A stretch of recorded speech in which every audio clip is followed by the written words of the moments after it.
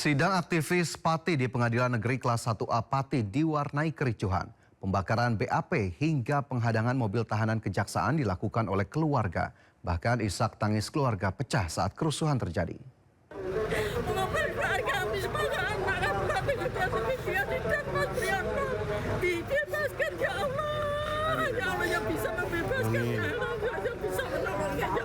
Semua diserahkan kepadamu ya Allah ya Karim. Amin.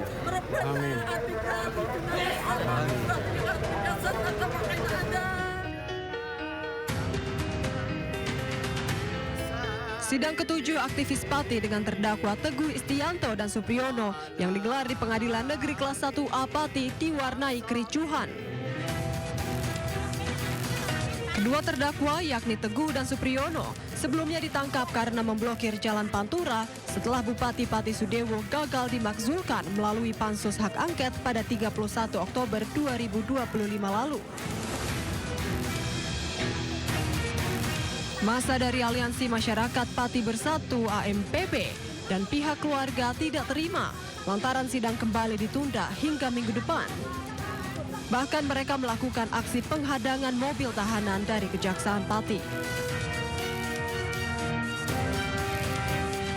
Kedua terdakwa ikut meluapkan kekecewaan mereka dengan melakukan pembakaran berkas BAP karena kasus yang menjerat mereka dianggap penuh dengan rekayasa.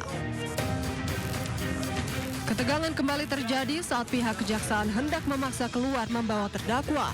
Sementara ratusan polisi yang berjaga tak kuasa lantaran massa AMPB mengepung area pengadilan. Hingga kini mobil Kejaksaan Pati masih dihadang oleh pihak keluarga dan massa dari AMPB di Pengadilan Negeri Pati, Jawa Tengah. Dari Pati, Jawa Tengah, Vindi Agil, iNews melaporkan. Ke informasi lain, pemirsa, ex-Mendikbudristek Nadiem Makarim kembali menjalani sidang kasus korupsi pengadaan laptop Chromebook. Sebelum sidang dimulai, Nadiem menyampaikan dirinya masih membutuhkan perawatan medis pasca operasi selama 5 hari ke depan. Meski demikian, Nadiem masih menyanggupi untuk mengikuti persidangan hari ini. Permohonan Nadiem akhirnya disetujui hakim dengan syarat JPU memberi laporan resmi secara berkala berupa surat keterangan dari rumah sakit. Untuk kondisi kesehatan saya siap menghadapi sidang hari ini. Namun atas rekomendasi dokter, saya masih harus melakukan tindakan medis selama 5 hari saya di rumah sakit. Itu informasi yang saya dapatkan dari dokter. Itu saja. Maksudnya akan melakukan atau sudah melakukan ini? Akan. Oh, akan melakukan. Jadi sebelumnya apakah seminggu ini dibantah atau hanya izin berobat saja? Ya, hanya berobat saja. Hanya berobat. Kita beralih ke informasi lain, pemirsa. Seorang ketua masjid di kota Pangkal Pinang, Provinsi Bangka Belitung meninggal dunia usai mengumandangkan azan. Kejadian tersebut viral usai videonya tersebar luas di media sosial.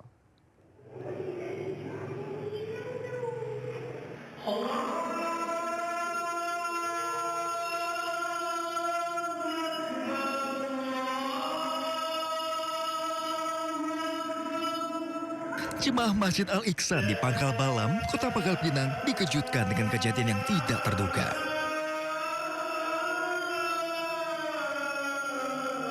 Saat menanti sholat Isya dan azan tengah dikumandangkan muazin masjid, tiba-tiba pria parubaya tersebut ambruk usai melantutkan kalimat azan terakhir.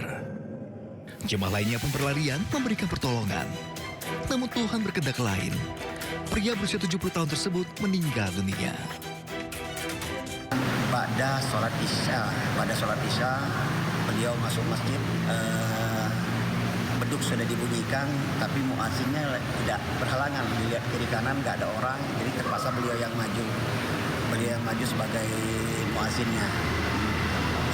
Beliau melantunkan azan dari pertama sampai akhir, kalimat la ilaha illallah.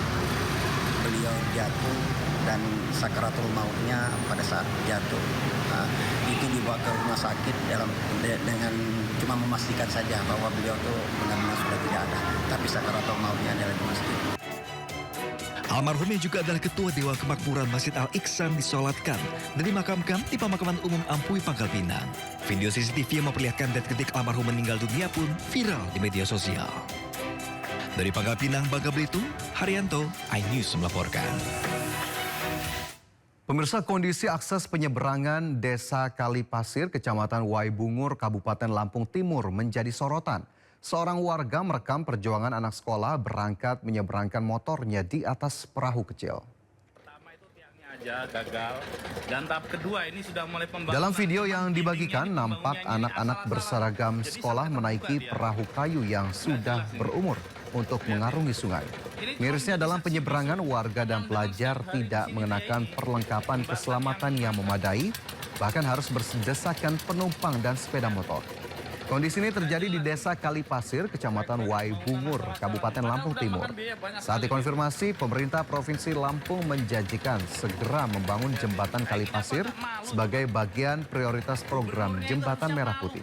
Namun netizen menyesalkan mengapa tindakan harus terjadi saat viral terlebih dahulu. Sementara itu, perekam video mengaku dihubungi Wakil Gubernur Lampung, Jihan Nurlela, pasca videonya viral. Namun penyebab video ini tak akan berhenti untuk menyampaikan situasi sebenarnya di sana. Kedua ini sudah mulai pembangunan, cuman dindingnya ini pembangunan. Oke, terima kasih untuk Wakil Gubernur yang semalam sudah telepon dan suruh menghentikan video saya. Saya tidak akan pernah berhenti sebelum jembatan Kalipasir Waibungur ini dibangun benar-benar terbangun. Karena kasihan saya anak didik generasi bangsa ini. Ini Desa Kalipasir ini berdiri dari tahun 1960. Sekarang ini 2026. Otak kalian itu di mana? Kalau memang nggak bisa kerja, nggak usah kerja. Kalian itu digaji sama rakyat, tapi fasilitas rakyat itu nggak diutamakan. Ini anak didik generasi bangsa loh ini. Jangan main-main. Ini perahu ini nggak ada alat satupun untuk keselamatan mereka. Coba mikir dari situlah. Kalian ini gimana? Coba kerjanya itu ngapain di sana?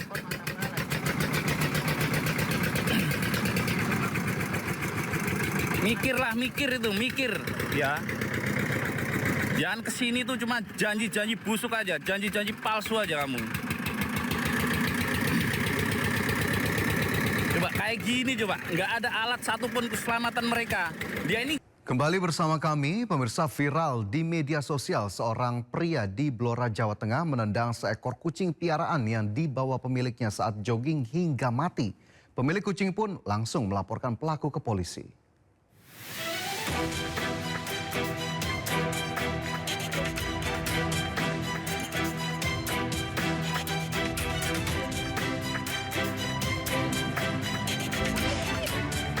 Beredar di media sosial, seorang pria menendang kucing piaraan yang dibawa pemiliknya. Pemilik kucing langsung melaporkan ke Polres Blora lantaran beberapa hari setelahnya kucingnya mati. Hasil penyelidikan, pelaku adalah warga Karangjati berinisial PJ. Polisi pun telah memeriksa pelaku. Ya, ini proses pemeriksaan masih berlangsung dan juga yang diduga menendang juga hari ini juga dimintai keterangan atau klarifikasi di kantor sampai sudah, dan masih proses pemeriksaan masih berlangsung. Jika terbukti bersalah sesuai KUHP yang baru, pelaku diancam dengan pasal 337 dengan ancaman penjara maksimal 1,5 tahun atau denda 50 juta rupiah. Dari Blora, Jawa Tengah, Heri Purnomo, iNews melaporkan.